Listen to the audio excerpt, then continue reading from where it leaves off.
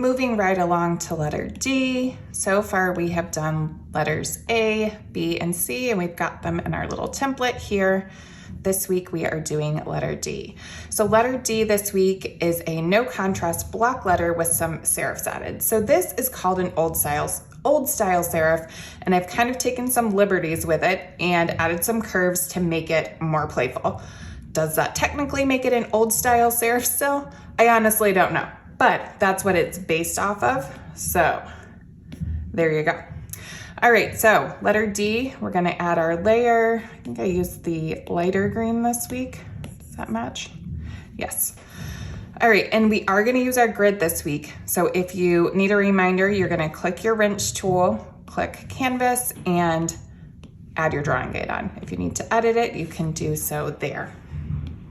So I have got a basic graph paper type of grid again, and we're gonna create our letter D, and we're gonna go bigger like we did last week to make sure it's big enough to shrink down or shrink up over on our canvas. So I think I'm gonna go with a width of maybe 3 blocks wide this time. Maybe not, maybe I'll do 2. And I'll draw 2 straight lines. And just as with the B, it kind of starts as a straight line at the top and bottom before you curve around. So I'll draw my straight lines at the top and bottom, and we'll worry about the serifs in a little bit. And then, let's see, I'm gonna draw a big arc. I don't like that. I'm gonna go again. You can draw it in multiple parts, like that. I find that easier a lot of the time. And then again, we wanna keep the width about 2 wide. So I know that I need to be here, I need to be here, and I need to be here. So you can kind of even draw yourself some guidelines in just like that, because we can always erase them out. And then kind of eyeball it around the arc. I come from this side. Ooh. So we're really just drawing a block letter D.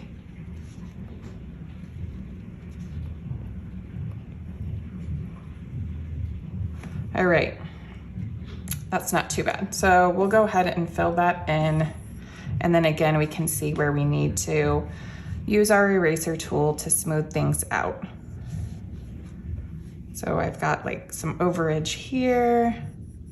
So I'll just zoom in and erase anything that's a little messy.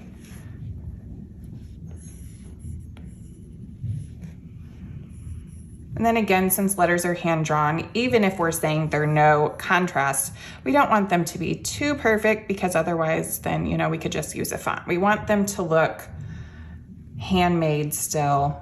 So it's okay to leave some imperfections, you know.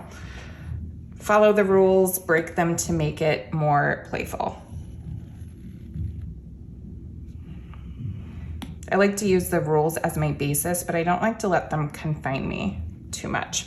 So now we've got a pretty evenly weighted letter D, and now we want to add these fun serifs. So you can see there's a slight curve here. So what I did at the top is just kind of come in like that.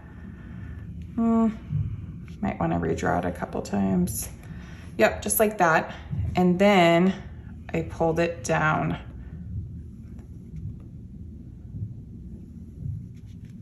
I don't want it to be too pointy, so I'm gonna round it and then pull it down.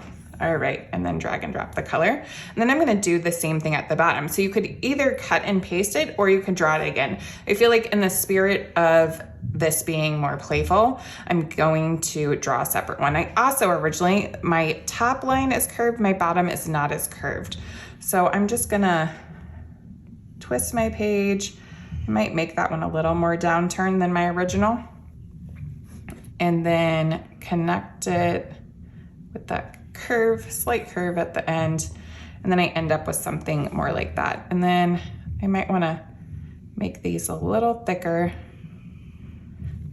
to match the overall thickness of the letter better. That one comes out a little far too.